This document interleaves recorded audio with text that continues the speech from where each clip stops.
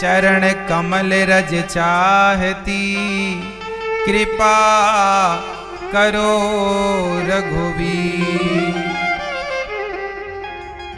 विश्वामित्र जी ने कहा, अरे रघुनंदन, ये जो आश्रम है ना, ये गौतम मुनि का आश्रम है। यहां अहिल्या नाम की एक महिला रहा करती थी।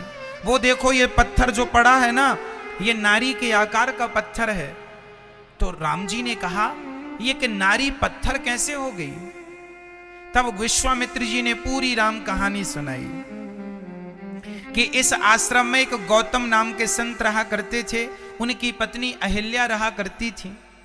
अहिल्या इतनी सुंदर थी, इतनी सुंदर थी। एक्चुअली ये अहिल्या किसकी बेटी है? ये अहिल्या ब्रह्मा जी की बेटी है। किसकी बेटी है अहिल्या? अहिल्या किसकी बेटी है? ब्रह्मा जी की। जब ब्रह्मा जी ने अहिल्या को प्रकट किया तो ये इतनी सुंदर थी कि सारे देवता मोहित हो गए। देवताओं को लगा, ब्रह्मा जी इनका विवाह हमसे कर दो।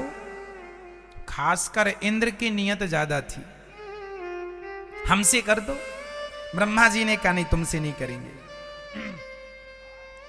उस समय गौतम ऋषि बड़े तपस्वी संत थे। तो ब्रह्मा जी ने अपनी बेटी गौतम ऋषि के आश्रम में दे दी। गौतम जी से कहा कि ये मेरी बेटी है, 5-6 साल आपके आश्रम में रहना चाहती है, आप इसे शरण दीजिए। अब देखो, ब्रह्मा जी अपनी बेटी को देकर चले गए। किसे देकर गए? गौतम ऋषि को। उस समय गौतम जी का अहिल्या से विवाह नहीं हुआ था। इतनी सुंदर थी अहिल्या कि इंद्र की नियत भी अहिल्या पर थी। लेकिन धन्य है गौतम ऋषि कि उनके पास रहती थी ये अहिल्या। लेकिन गौतम ऋषि ने कभी भी अहिल्या पर कुदृष्टि नहीं डाली, गलत निगाहें नहीं डाली। कैसा तप था, कैसा त्याग था। और 6 साल बीत गए, जरा भी कलंक नहीं लगा गौतम ऋषि को। इतनी सुंदर नारी संग होते हुए भी उन्होंने अपनी दृष्टि खराब नहीं की। तब ब्रह्मा जी ने प्रसन्न होकर कहा, वाह गौतम, मैं तुम्हारी परीक्षा ले रहा था कि तुम्हारा मन कितना कंट्रोल में है। इसलिए मेरी मां, और ये कथा आपको ये इशारा कर रही है कि जिस व्यक्ति का मन वश में है वही व्यक्ति मनुष्य कहलाने का अधिकारी है। मन वश में ही नहीं है तो कुत्ता बिल्लियों का मन वश में नहीं होता। इसलिए वो दिन रात केवल संसार के भोगों में लगे रहते हैं। और इंसान होकर भी तुम यदि मन पर कंट्रोल ना कर पाए तो किस बात के इंसान हो, ये बताओ, किस बात के मनुष्य हो? इसलिए ब्रह्मा जी ने आकर गौतम ऋषि का विवाह अहिल्या से कर दिया और फिर अहिल्या उनकी धर्म पत्नी हो गई। लेकिन इंद्र की नियत अभी तक थी।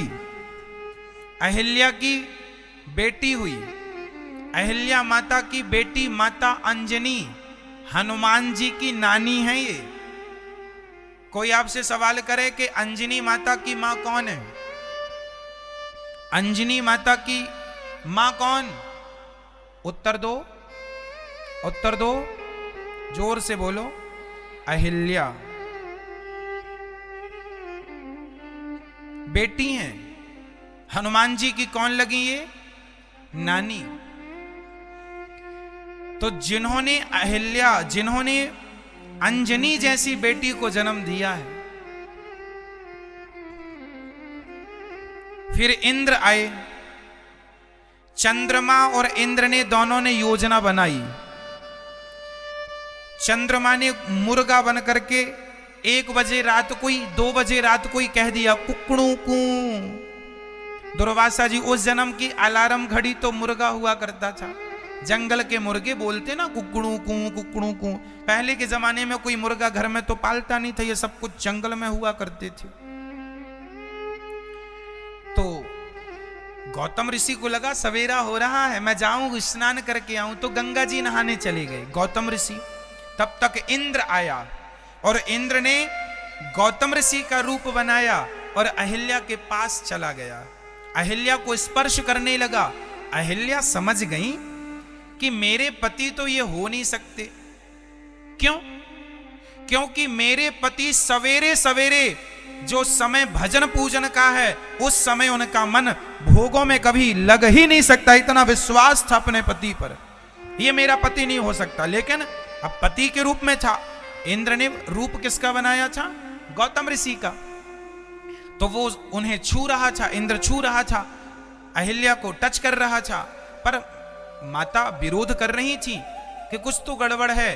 अभी वो टच कर ही रहा था, उसने दुष्कर्म नहीं किया।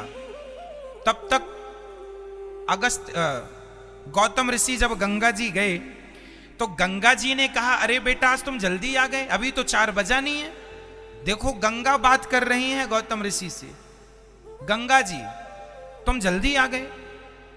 माता जी मुर्गा बोला, नहीं तुम्हारे संग छल हुआ है, वो मुर्गा कोई और नहीं चंद्रमा है। अब तो गौतम ऋषि गुस्से में गए। तब तक तो गौतम ऋषि गए तो वहां कमरे से इंद्र निकल रहा था। समझ गए कि इसने छल किया है, श्राप दे दिया, जा मूर्ख, स्त्री लंपट है तू, योनि लंपट है तू, जा तेरे शरीर के हर अंग में 1000 योनियां हो जाएं। इंद्र के समस्त शरीर पर योनियां ही योनियां बन गई, पूरा शरीर इंद्र का योनियों से भर गया। तू योनि लंपट है, तू अपने स्वर्ग का सुख छोड़ के मृत्यु लोक में आया, पराई नारी पर कुदृष्टि डालता है, योनि लंपट है, जा तेरे शरीर पर सारी योनियां ही योनियां हो जाएं। तो गंदे गंदे छिद्र उसके शरीर पर हो गए इंद्र के, और श्राप दे दिया, चंद्रमा तू बड़ा मुर्गा बनता है, जा तू कलंकित हो जा। तो इतना सुंदर है चांद, इतना सुंदर है, पर उसमें काला धब्बा है। ये काला धब्बा कुछ और नहीं, ये श्राप है। आज भी चंद्रमा पर वो काला धब्बा दिखता है, मतलब गौतम जी का श्राप दिखता है। वो श्राप है, धब्बा, कलंक है वो, कि तुम हो इतने बड़े चंद्रमा, रहते आकाश में हो, पर काम घटिया कर रहे हो, गलत आदमी का साथ दे रहे हो। अब इंद्र चरणों में गिर पड़े, महाराज क्षमा क्षमा क्षमा करो महाराज, ये शरीर में गंदे गंदे छेद हो गए हैं, अब कोई देखेगा तक नहीं, हमें तो रूप रंग सब बिगड़ गया। तब गौतम जी ने कह दिया, अच्छा ठीक है, कुछ समय के बाद तेरे ये शरीर के सारे छिद्र तेरे नेत्र हो जाएंगे। तो वही छिद्र अंत में जाके इंद्र के शरीर में 1000 नेत्र बन गए थे, वो सब नेत्र हो गए, आंखें बन गई थी। ये कथा है। अब गौतम जी ने अपनी पत्नी को श्राप दिया कि तुम्हें पता नहीं था कि मैं हो नहीं सकता इस समय। गौतम ऋषि, गौतम नारी ने, अहिल्या मां ने कहा, मुझे पता था कि मेरे साथ कुछ गड़बड़ हो रहा, छल हो रहा, पर आपके रूप में था इंद्र, इसलिए मुझे पहचानने में जरा देर लग गई, पर मैंने अपना चरित्र नहीं बिगाड़ा। कुछ भी हो, तुमने पर पुरुष का स्पर्श कर लिया है, जाओ मैं तुम्हें श्राप देता हूं, तुम पत्थर की हो जाओ।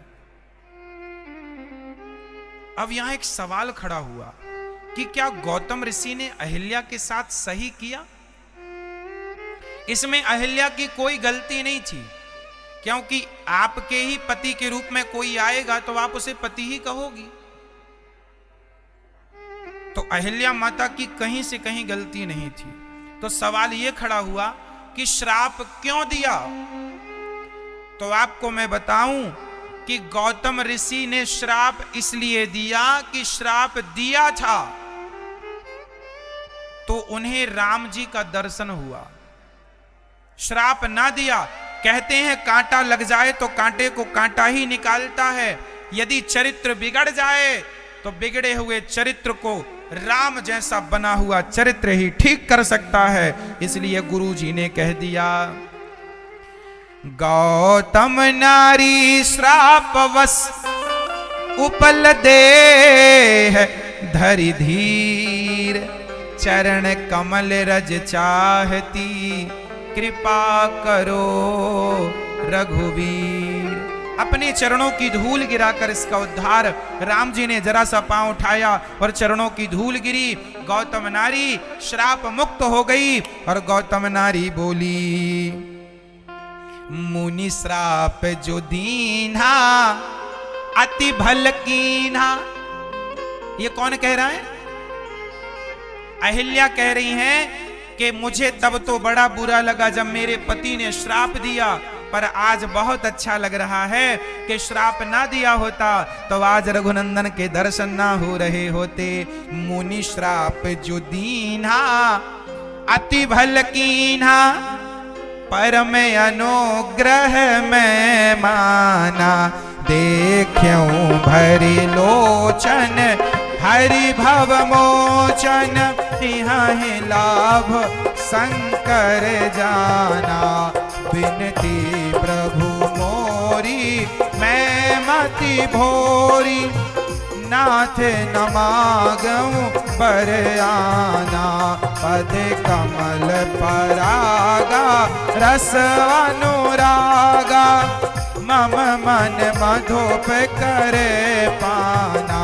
जेहि पद सुर सरिता परम पुनीता, प्रगट भई शिव शीस धरी। सोई पद पंकज जेहि पूजत अज, मम सिर धर कृपाल हरि। एहि भांति सिधारी गौतम नारी, बार बार हरि चरण परी। जेहि अति मन भावा सोवरु पावा, गए पति लोक आनंद भरी। कितनी बढ़िया बात कही। मुनि श्राप जो दीन्हा अति भल कीन्हा, प्रगट भई तम पुंज सही। जो किया मेरे पति ने अच्छा किया। अरे जिन चरणों के धौमन को लोग माथे पे सजाते हैं, शंकर जी को भी भगवान के चरण कभी नहीं मिले। शंकर जी को गंगा तो मिली है, और गंगा कौन है? भगवान के चरणों का चरणामृत गंगा है। गंगा को भगवान शंकर ने मस्तक पर सजाया। शंकर जी को भी प्रभु के चरण ना मिले। मैं बड़भागी हूं कि मेरे माथे पर आपके चरण आ गए। इसलिए जेहि पद सुर सरिता परम पुनीता, प्रगट भई शिव शीस धरी। इसलिए गौतम नारी आज भगवान के परम धाम को चली गई। गौतम नारी के इस उद्धार पर गोस्वामी जी लिख रहे हैं, आस प्रभु दीन बंधु हरि, कारण रहित दयाल। तुलसीदास सठते ही भजो, छाणी कपट जंजाल। हे मन, तू यहां वहां से हट जा और सदा राम जी के चरणों में लग जा। मन, यहां का चिंतन ना कर, वहां का चिंतन ना कर। जिन राम के चरणों के चरणामृत से, चरण धूल से अहिल्या तर गई, मैं भी उन राम के नाम के बल पर तर जरूर जाऊंगा। ये विश्वास रखना कि जिनके चरणों की धूली ने अहिल्या को तारा है, उनके चरणों की धूली हमें और आपको जरूर तारेंगी। इसलिए तो गाते हैं, तारा है सारा जमाना, ओ नाथ हमको भी तारो। हमने सुना है नाथ अहिल्या को तारा। धूली का, अरे धूली का करके बहाना, नाथ हमको भी तारो। तारा है सारा जमाना, नाथ हमको भी तारो। अब राम जी आगे चले हैं, गंगा स्नान हुआ है। अब पुष्प वाटिका में राम जी पुष्प चुनने गए, तभी वहां माता सीता का दर्शन हो गया। राम जी की पहली भेंट माता सीता से कहां हुई थी बताओ? पुष्प वाटिका में। राम जी भी पुष्प तोड़ने गए थे और सीता जी भी उसी पुष्प वाटिका में तोड़ने गईं और दोनों की भेंट हुई। तो दोनों ने एक दूसरे को देखा और माता सीता ने तुरंत माता रानी से कहा, मन जाहिरा च्यों मिलहि सोवर, सहज सुंदर सावरो, करुणा निधान सुजान शील, स्नेह जानत रावरो, यही भांति गौर आशीष सुनसिया सहित हिया हर्षित हरि, तुलसी भवान पूज्य मुनि मुनि, मुदित मन मंदिर चली। जानि गौर अनुकूल सिया, हिय हरसु न जाय कही, मंजुल मंगल मूल वाम अंग पड़कन लगे। माता सीता ने कहा अपनी माता रानी से, माँ मुझे वही पति प्राप्त हो। तो माता जी ने कहा वहां तो दो थे, तुम्हें कौन सा चाहिए? मन जाहिरा च्यों, मेरे मन वाला मिले। तो वहां तो दो थे, तुम्हें कौन सा चाहिए? सांवरो, वहां पर दो थे, एक गोरा वाला और एक सांवला वाला। गोरे वाले कौन? गोरा कौन? लक्ष्मण जी। और सांवले कौन? सांवरो। हमें तो सांवला वाला चाहिए राम जी। तो ठीक है, मिल जाएंगे। आशीष दिया और यहां पर सीता माता रंग भूमि सिया, जब रंग भूमि अर्थात वहां पर सब लोग माता सीता का दर्शन कर रहे हैं। माता सीता वरमाला लेके आई। रंग भूमि जब सिय पगुधारी, देखी रूप मोहे नर नारी। नारियों के बारे में एक बात सुनने में आती है कि स्त्रियां कभी स्त्रियों को देखकर मोहित नहीं होती। कोई महिला कितनी भी सुंदर है, पर उस महिला को देखकर महिला सुंदरता देख के मोहित नहीं होती। वो समझती है हाँ तू क्या है, मैं तो बहुत अच्छी हूं। उसे लगता मेरे से अच्छी धरती में कोई महिला है ही नहीं। स्त्रियां कभी किसी स्त्री को देखकर मोहित नहीं होती। सही है क्या ये बात? मैया बताओ मेरी माँ, ओ मैया यहां देखो मेरी माँ। अच्छा बताओ क्या ये सही है? स्त्रियां स्त्रियों को देख के मोहित नहीं होती? तो फिर यहां लिखा है कि देखी रूप मोहे नर नारी। माता सीता को देखकर नर और नारी दोनों मोहित हो गए। यदि स्त्रियां स्त्रियों को देखकर मोहित नहीं होते तो फिर यहां नारियां सीता को देखकर क्यों मोहित हो गई? क्योंकि सीता भी तो नारी है। तो यहां उत्तर यह है कि सीता माता कोई सामान्य स्त्री नहीं है। ये तो जगत जननी लक्ष्मी मां लक्ष्मी है। वो महालक्ष्मी है जिन्हें देखकर कोई भी मोहित हो जाए। तो सीता जी कोई सामान्य नारी थोड़ी है। अरे स्त्रियों को देखकर पुरुष यदि मोहित हो जाए तो यह स्त्री की सुंदरता है, लेकिन स्त्रियों को देखकर स्त्रियां मोहित हो जाएं तो वह स्त्री की विशेष सुंदरता मानी जाएगी कि विशेष है, ईश्वर ने इसे विशेष रचा है, जिस पर स्त्रियां भी मोहित हो रही हैं। तो सीता माता को देखकर स्त्रियां भी मोहित हो गई, क्योंकि वो कोई सामान्य स्त्री नहीं है। वो तो साक्षात जगदम्बा है, महालक्ष्मी है, लक्ष्मी मां है। चलिए अब यहां बड़े बड़े लोगों ने धनुष उठाया। धनुष पर डोरी चढ़ानी थी, पर डोरी चढ़ाने के लिए खड़े तो सब हुए, पर धनुष किसी से हिला तक नहीं। अब जब हिला नहीं तो क्या हुआ? यहां रावण का भी प्रसंग है जरा सा। रावण बाणो महाभट भारे, देखी सरासन गवाही सिधारे। रावण जैसों की हिम्मत भी उस धनुष को छूने तक की। कई लोग कहते हैं कि रावण ने भी उस धनुष को उठाने का प्रयास किया, पर यह बात गलत है। रामचरितमानस में स्पष्ट लिखा है कि रावण ने उस धनुष को उठाने का सोचा तक नहीं। दर्शन करने जरूर आया था, रावण भी था यहां पर, कि सीता और राम का दर्शन कर लूंगा। दर्शन करने आया था। बड़े बड़े राजाओं ने धनुष उठाने का प्रयास तो किया। कई लोग ये कथा सुनाते हैं कि रावण ने भी धनुष उठाना चाहा तो उसकी उंगली दब गई। अब ये हो सकता किसी रामायणों में चर्चा हो भी सही, हम इसे गलत भी नहीं कहते, पर रामचरितमानस में इस बात का कोई उल्लेख नहीं है, इसलिए हम इस बात को